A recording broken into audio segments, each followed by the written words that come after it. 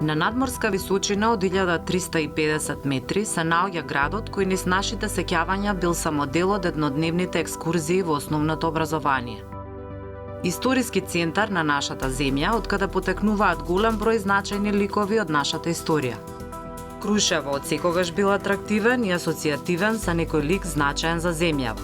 А последно нешто беше ликот на трагично загинатиот Тоше Проески, за кого се уште шепотат улиците и локалното население.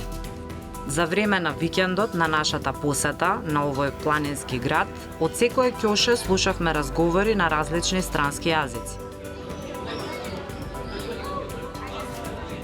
Ова се должеше на меѓународните воздухопловни настани, а во моментот на нашата посета се одржуваше светското првенство во параглајдинг.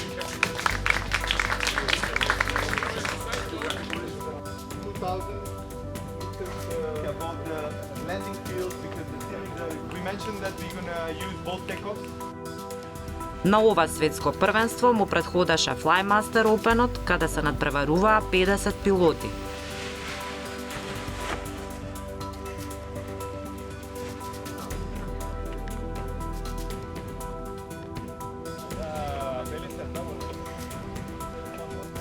Воедно и национален шампионат, каде добивме државен првак.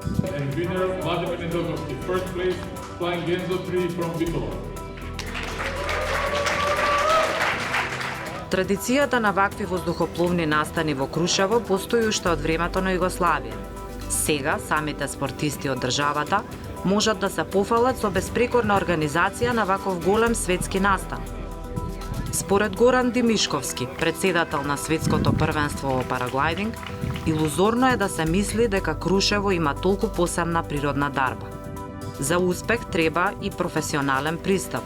Природната дарба е нешто што многу често се потенцира кај нас, меѓутоа природна дарба, мислам, би било и узорно некој да помисли дека Крушево е толку специјално.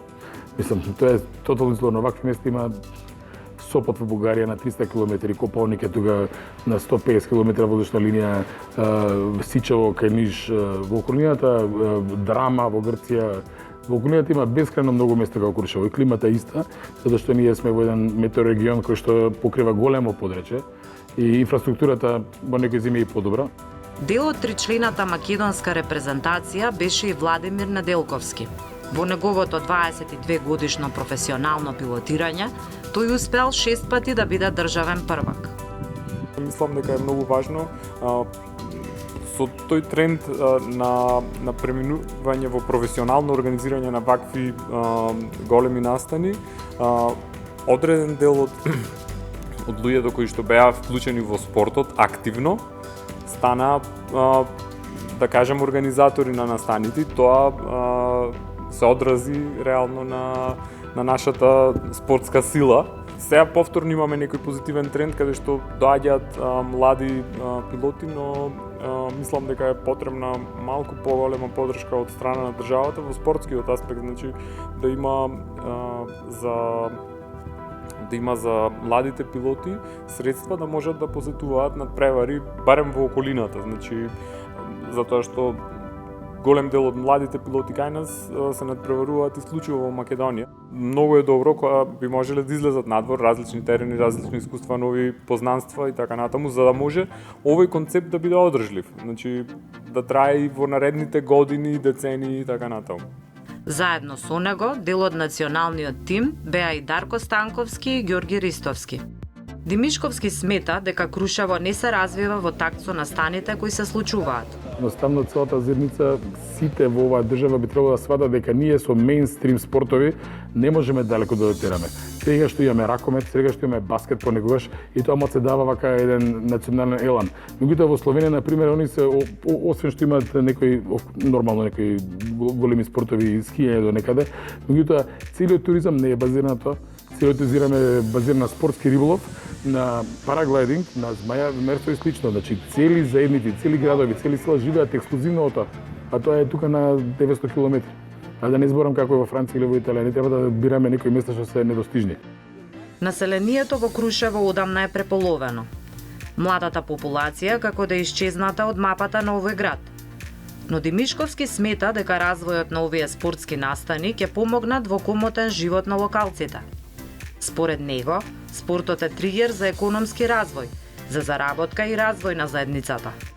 Удавени во нашите секојдневни проблеми, мислејќи дека само корупцијата и само врвните скандали се нешто многу важно и интересно, заради тоа на крај завршува некој човек што може да заработи и да си живее еден комотен живот од една ваква работа, да биде удавен во некои други проблеми, да биде дефокусиран дека во неговата мала локална заедница тука може да заработува одлично и да има нормален живот само од параглайдинг например, а такви има уште 50 други спортови. Помошниците што се деца од Крушево кои што се тука само на некаков си минимален договор од 14 дена, дека сите со соодветен тренинг, со соодветно представување што ние правиме овдека, како едно дете од 18 години може да биде пример за Македонија и како едно дете од 18 години може да вчудо не види луѓе кои што го свртеле цел свет и кои што ги виделе сите можни надпревари и кои што биле од Соединените американски држави до Индонезија, до Аргентина, до целиот свет. Подготовките за светското првенство траат 3 години. Во првата година светската организација распишува конкурс на кој државите испраќаат понуди. За да една држава го добие овој луксус да организира светско првенство, потребно е макутрпно, како што вели Димишковски, лобирање и поддршка од други федерации. За ова издание на првенството, земјава била во трка со Австрија и Шпанија. Тоа што ние го правиме е да се импресионира целокупната параглајска заедница и ние тоа е нашата цел, сите од века се отидат со едно како може во Македонија да биде, а како не може кај нас да биде. Најчесто е обратно. Најчесто не идеме некаде и викаме како леле, како може ова да биде во било која земја, а кај нас не може.